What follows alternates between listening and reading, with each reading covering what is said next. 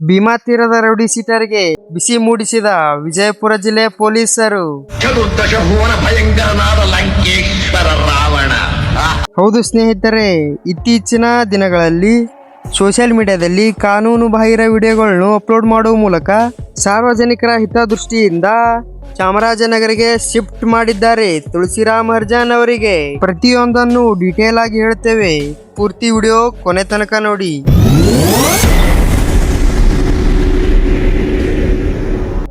ಈ 27 ವಿಜಯಪುರ ಜಿಲ್ಲೆಯ ಇಂಡಿ ತಾಲೂಕಿನ ಅರ್ಜುನಾಳ ಗ್ರಾಮದವ ನಿವಾಸಿಯಾಗಿದ್ದ ಈತ ಪ್ರಸ್ತುತ ವಿಜಯಪುರ ಜಿಲ್ಲೆಯ ಗಣೇಶ್ ನಗರದಲ್ಲಿ ವಾಸವಿದ್ದ.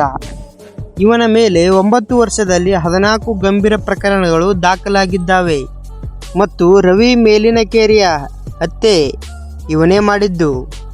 ಹಾಗೆ ಭೀಮಾ ತೀರದ ಕುಖ್ಯಾತ ರೌಡಿ ಶೀಟರ್ ಬಾಗಪ್ಪ ಹರಿಜನನ ಆತ್ಮೀಯ ಆಗಿದ್ದ ಈತ ರೋಡಿಗಿಳಿದರೆ ಹಿಂದೆ 30 ಮುಂದೆ 30 ಫಾರ್ಚುನರ್ ಎರ್ಟಿಕಾ ಕಾರ್ಗಳು. ಈತನ ವಿದ್ಯಾಭ್ಯಾಸ ನೋಡೋದಾದರೆ ITI ಮುಗಿಸಿದ್ದ ಯುವಕ.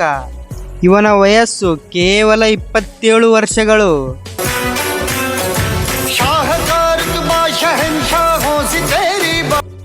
ಈತ ಸೋಷಿಯಲ್ ಮೀಡಿಯಾದಲ್ಲಿ ಕಾನೂನು ಬಾಹಿರ ವಿಡಿಯೋಗಳನ್ನು ಅಪ್ಲೋಡ್ ಮಾಡುವ ಮೂಲಕ ವಿಜಯಪುರ ಜಿಲ್ಲೆಯ SP ಆಗಿರುವಂತಕ್ಕಂಥ ಲಕ್ಷ್ಮಣ್ ನಿಂಬರ್ಗಿ ಸಾಹೇಬ್ರು ಮತ್ತು ವಿಜಯಪುರದ ಜಿಲ್ಲಾಧಿಕಾರಿಗಳು ಕೈಗೊಂಡಿರುವ ಕ್ರಮ ಇದಾಗಿದೆ. ಚಾಮರಾಜನಗರ ಜಿಲ್ಲೆಯ ಜೈಲಿಗೆ ಶಿಫ್ಟ್ ಮಾಡುವಂತೆ ಗುಂಡಾ ಕಾಯ್ದೆಯಡಿಯಲ್ಲಿ ತುಳಸಿರಾಮ್ ಹರಿಜನ್ ಬಂಧನ.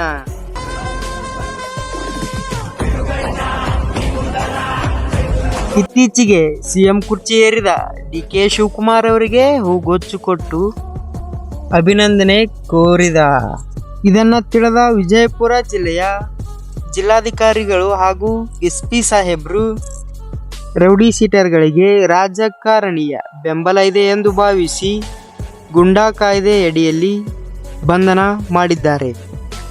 ಧನ್ಯವಾದಗಳು ಸ್ನೇಹಿತರೆ. ವಿಡಿಯೋ ಇಷ್ಟ ಆದರೆ ಚಾನಲ್ಗೆ ಸಬ್ಸ್ಕ್ರೈಬ್ ಮಾಡಿ. ನಮ್ಮ ಕರ್ನಾಟಕ ನಮ್ಮ ಹೆಮ್ಮೆ. ಧನ್ಯವಾದಗಳು.